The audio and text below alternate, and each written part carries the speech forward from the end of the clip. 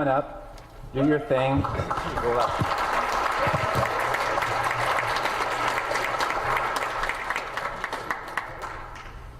Have you ever wondered why Canada is in debt? Have you ever wondered why the government forces Canadians to pay so many taxes? Have you ever wondered why the bankers from the largest private banks are becoming wealthier and the rest of us are not?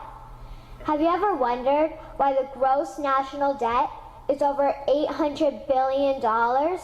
Or why we are spending $160 million a day on the interest of the national debt? That's $60 billion a year.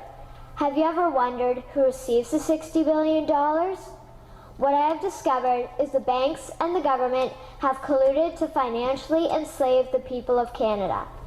I will share with you 3 important points of reference which will hopefully spark enough interest and concern for you to continue the research on your own and to engage your government to stop this criminal act against the people of Canada. First, we will briefly examine the Bank of Canada. Second, we will see how our banking system works today.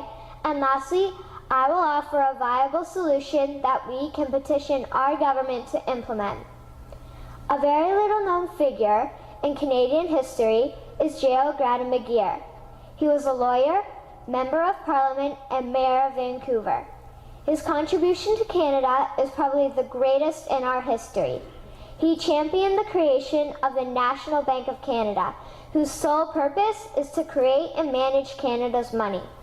It was formed on July 3, 1934, and owned by all Canadians. Until the 1970s, because of the Bank of Canada, Canada's national debt was held at a constant, manageable level, until the government decided to implement what we now have as our modern-day banking system that is robbing the Canadian people. So how are they robbing us?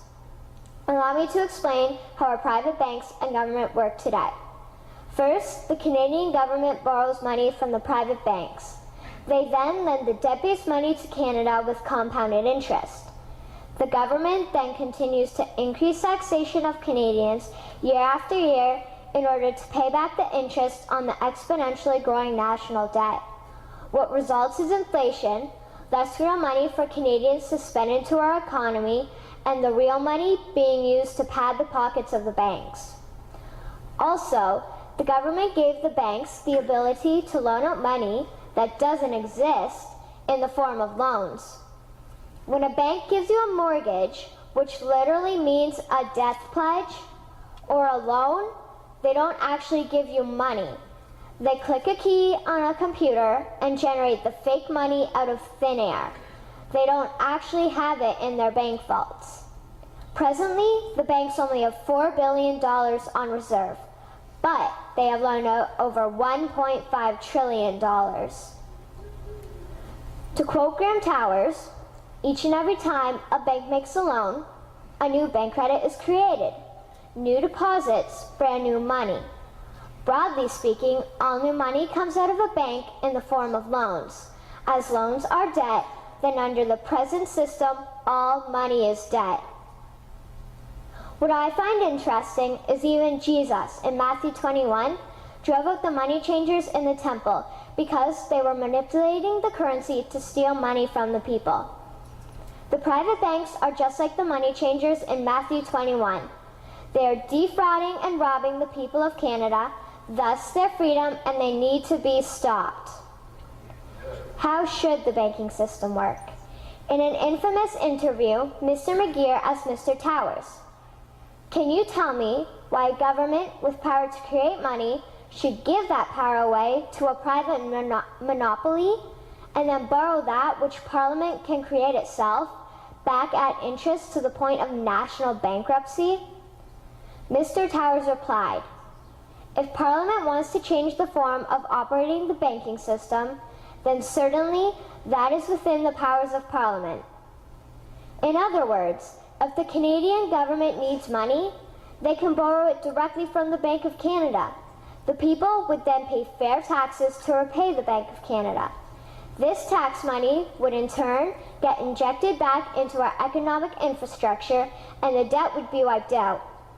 Canadians would again prosper with real money as the foundation of our economic structure and not debt money. Regarding the debt money owed to the private banks, such as the Royal Bank, we would simply have the Bank of Canada print the money owing, hand it over to the private banks, and then clear the debt with the Bank of Canada. And yes, we have the power and lawful right to do so. In conclusion, it has become painfully obvious, even for me, a 12-year-old Canadian, that we are being defrauded and robbed by the banking system and a complicit government. What will we do to stop this crime? What will we do to ensure that the next generation will live free and clear of the debt-based economy that enslaves them to the banks? Margaret Mead said the following, and I hope that all of you remember this. Never doubt that a small group of people can change the world.